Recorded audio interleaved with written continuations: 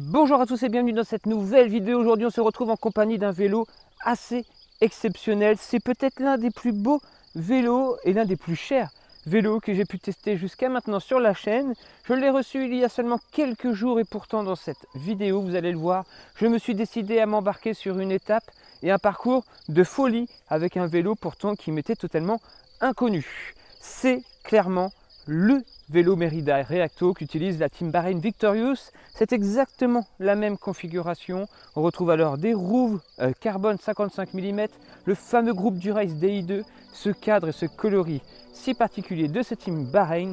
Bref, on est en présence ici d'un vrai vélo de pro et ça m'a donné tout simplement une idée. Et si moi, simple cyclo, eh bien j'allais prendre ce vélo et que j'allais rouler comme un pro lors d'une étape de plus de 180 km et 1600 mètres de D+, autant dire une belle petite étape de plaine pour un pro. Comment réagit ce vélo dans les jambes d'un cyclo? On va le découvrir juste après le générique. Allez, je vous embarque avec moi dans cette belle balade qui nous mènera au point culminant de la Normandie. Allez, c'est parti, on se retrouve juste après pour débriefer sur ce vélo Merida.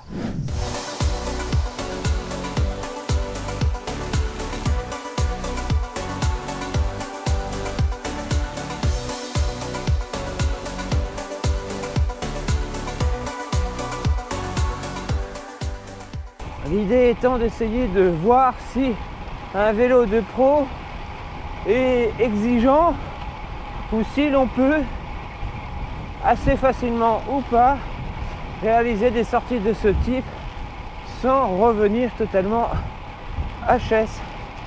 Donc on va se retrouver tout au long de cette vidéo pour vous donner mes impressions et surtout je vous emmène avec moi sur un nouveau bike trip. Ça fait longtemps, ça fait très longtemps que l'on n'en a pas fait avec le Covid et ça y est, le retour des sorties longues. Allez, on se retrouve déjà 40 km de réaliser avec ce vélo. Alors oui, question tarif, ça tape un peu, on est à plus de 10 000 € ici pour un vélo, mais à ce prix-là, vous allez voir que ce vélo, il est prêt à affronter tout ce que vous voulez. Ce cadre est magnifique. À ce niveau-là, vous allez vraiment avoir un très beau cadre, mais c'est dans les détails que ce cadre fait la différence. On a vraiment une intégration très poussée et on a un niveau d'équipement. Bon, je vous l'ai dit, plus de 10 000 €, mais là, ils ont mis le paquet. C'est simple, on a tout ce qui se fait de mieux. On a du cintre potence full intégré. On a des roues 55 mm de haut. On a plein de petits détails comme des petites grilles qui vont venir refroidir plus efficacement les disques. On a surtout un capteur de puissance intégrée Shimano et on est en présence du Dura-Ace Di2. Et vous imaginez bien qu'on n'a pas un 50-34 là-dessus. On a d'origine un 52-36. Donc vraiment, ce vélo, il est vraiment prévu pour pouvoir emmener gros, emmener fort. On gère le vent, bien sûr, en référence à la vidéo que je viens de vous poster il n'y a pas longtemps. Donc 90 km vent de face et ensuite le petit bonheur 90 km vent de dos normalement si le vent n'a pas bougé. Ça on va le découvrir à la fin. Après deux bosses, c'est les deux premières bosses que je prends avec ce vélo. Bah honnêtement, équipé comme il est équipé, je pensais que ce vélo allait être beaucoup plus exigeant et force est de constater qu'il n'est pas si difficile de monter des bosses avec ce vélo. Alors attention, je dis ça au bout de 40 km et seulement 300 mètres de D+. On en reparlera une fois qu'on aura dépassé les 1000 mètres de D+, si j'arrive toujours autant à monter avec ce vélo. Mais les deux bosses que j'ai prises pour le moment, je les ai montées sur la plaque en danseuse et vraiment il s'amène très bien, il réagit très bien dans les bosses et je suis plutôt étonné qu'avec ces roues de 55 je ne sois pas plus bridé. Allez, on chevauche une machine de guerre, donc ça tombe bien, dans cette sortie, on emprunte le parcours de Août 44. Et là, on arrive au mémorial du Mont Ormel. Vous allez voir, il y a quelques pièces vraiment sympas. Toute une histoire.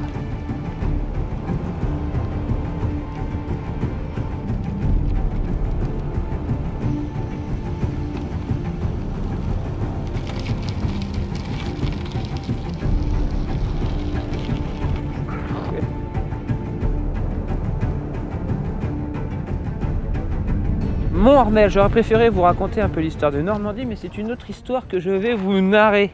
J'étais en train de faire un point, et là je regarde tout bêtement mon pneu avant. Je sais pas ce que j'ai en ce moment avec les pneus avant, mais une entaille sur le côté, la chambre à air ressortait.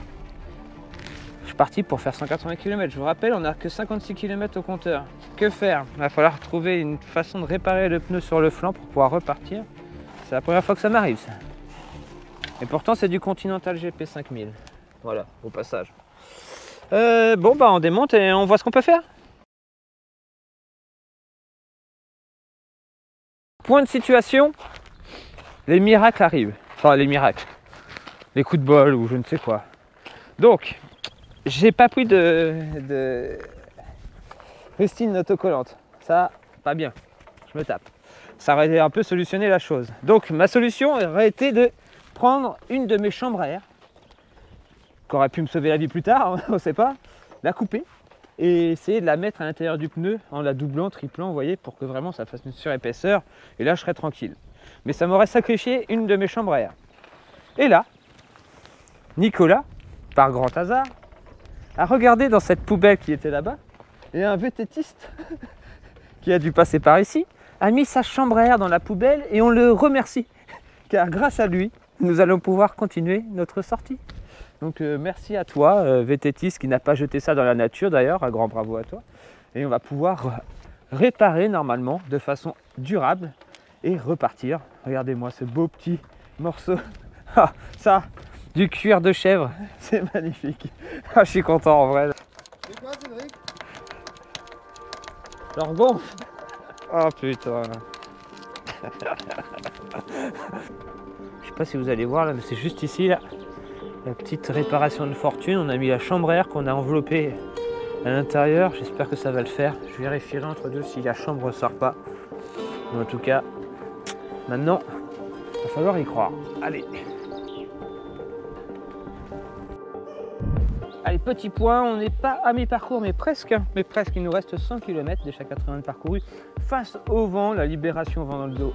Et pour très bientôt, on fait un petit point à côté du char Kéran, je sais pas comment ça se dit. Quand on pense que ce char a permis la libération de la Normandie et de la France. Merci la deuxième DB. Ma réparation marche, ma réparation tient la route. Ma réparation n'a pas bougé. Et ça, c'est la bonne nouvelle. Franchement, je me sens rassuré à ce niveau-là.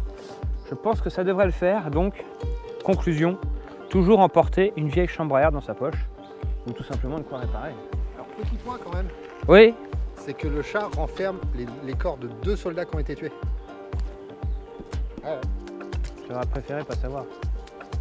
Ah ouais, franchement, il est beau. J'ai activé le mode cyclo sur un vélo comme ça. C'est vrai que c'est pas très beau. Sacoche à l'arrière et le petit must, le truc que je déteste en temps normal, la pompe à côté du porte-bidon. Ça, c'est vraiment le truc de cyclo. Enfin, désolé hein, pour tous ceux qui font ça. Hein. C'est pratique, ça permet de libérer les poches, mais je trouve ça tellement moche. Et surtout sur un vélo comme ça, qui a tout sauf l'allure d'un vélo de cyclo. Mais bon, quand on fait 180 km, on n'a pas le choix. Il faut libérer les poches, surtout quand on fait une vidéo. La caméra prend pas mal de place dedans. Non mais regardez la beauté de ce vélo. S'il y a un point où on va être d'accord, je pense, c'est la beauté du vélo. Il est marqué sur le panneau, vitesse maxi de ça, 35 km/h. Imaginez-vous faire du derrière char. Ça devait être pas mal, non? Ah ouais, mais 118 litres au 100. Alors imagine ce que tu vas respirer derrière le char. Ah ouais, on n'a pas l'image là, oui d'accord, ok. Bon bah c'était peut-être pas la bonne idée. Mais 35 km/h quand même, ça m'impressionne. Et au fait, je vous ai pas dit, mais là, d'ici à peine 20 km, on prend la direction du point culminant de la Normandie. Donc on va passer normalement les 400 mètres. Alors oui, c'est pas très haut, mais c'est notre point culminant. Et on y prend la direction. Et c'est d'ailleurs notre point de chute avant notre demi-tour et enfin avoir le vent dans le dos. Le point culminant de la Normandie, ça ressemble à ça. Vous voyez pas de montagne? C'est normal. C'est juste une grande colline. Ah bah c'est ça la Normandie, mais je peux vous dire que depuis tout à l'heure on enchaîne les bascules de petites bosses et petites collines Et c'est pas forcément beaucoup plus facile à enchaîner qu'un grand col de montagne. Surtout avec ce vent de face qui clairement aujourd'hui nous ralentit. Mais patience, patience. On va bientôt l'avoir dans le dos. Mais où sommes-nous?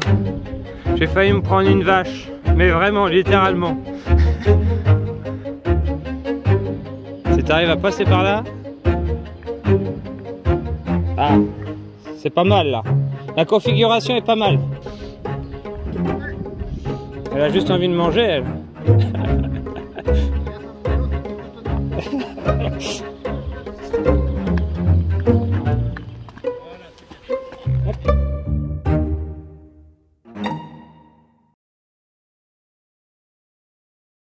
On peut parler vite fait du Mérida quand même, parce que au bout de 90 km, alors que c'est seulement ma 3e sortie avec ce vélo, bah franchement je suis très surpris. Parce que les premiers coups de pédale, je me disais, oh là, on est sur un vélo, en effet il faut avoir les jambes pour l'emmener. Et finalement, au bout de 90 km, bah, il s'emmène très très bien. Très très bien, et il n'y a pas de dépense d'énergie inutile. Le confort est plutôt bon. Et c'est là où, attention, le confort sur la selle est plutôt bon, mais par contre, le confort auditif, il est à revoir un peu. Et je pense que c'est dû à ce cintre Vision qui a les câbles à l'intérieur. Ça fait pas mal de petites vibrations, de petits bruits parasites. Et c'est un peu désagréable. Ce qui fait perdre un peu, je trouve, en confort. C'est bête, hein. Mais dans le confort, c'est un tout. Il y a le confort sur la selle, mais il y a aussi le confort au roulage. Quand un vélo fait vraiment zéro bruit, c'est vraiment un vrai plaisir et un vrai confort, je trouve. Là, je sais pas d'où viennent les vibrations, mais ça vibre un peu dans le guidon. Allez, changement de décor.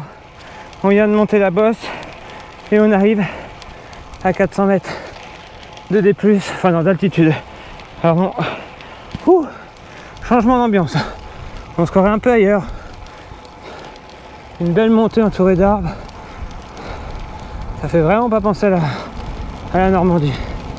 Impressionnant. C'est joli. Et on en chie. On en chie, je peux vous le dire.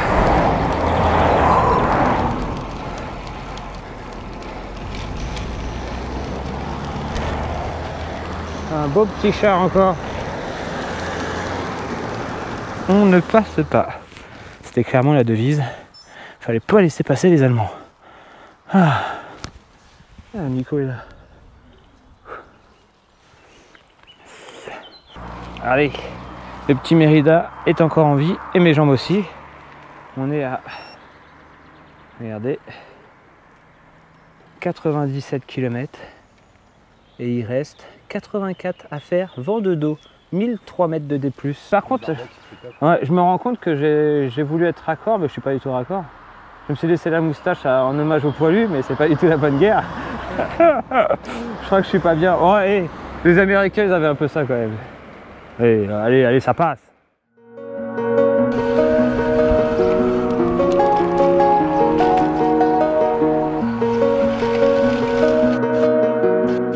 Allez, on arrive à la ville de C. Non, n'attendez pas quelque chose derrière, c'est la ville de C. C'est pas C, C machin, C. Ouais, voilà, C. Et on va aller voir sa petite cathédrale. Ça sent bon. Oh, joli.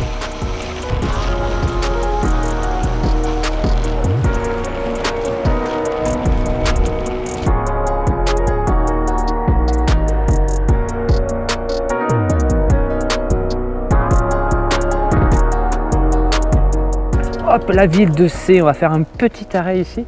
Déjà, pour plusieurs points, parce que ça fait du bien de s'arrêter, et de deux, parce qu'il y a ceci derrière moi. Vous voyez cette cathédrale? Si un jour vous prenez l'autoroute l'A28 et que vous remontez la France comme ceci, vous allez sûrement voir au loin cette cathédrale immense qui a l'air d'être construite au milieu de nulle part. C'est un peu le cas. C'est un peu étonnant de voir ça ici en fait. Une énorme cathédrale comme ça. Regardez-moi ça. Regardez-moi cette taille de cathédrale. Donc quand j'étais petit, j'avais vu le film Jeanne d'Arc, le film Jeanne d'Arc de Luc Besson. Et en fait, des scènes du film ont été tourner juste ici. Et donc je trouve ça fou quoi, de savoir que ce monument a été utilisé comme ça dans un film que j'adore et qui retrace l'histoire d'une personne qui me fascine un tout petit peu, vous voyez.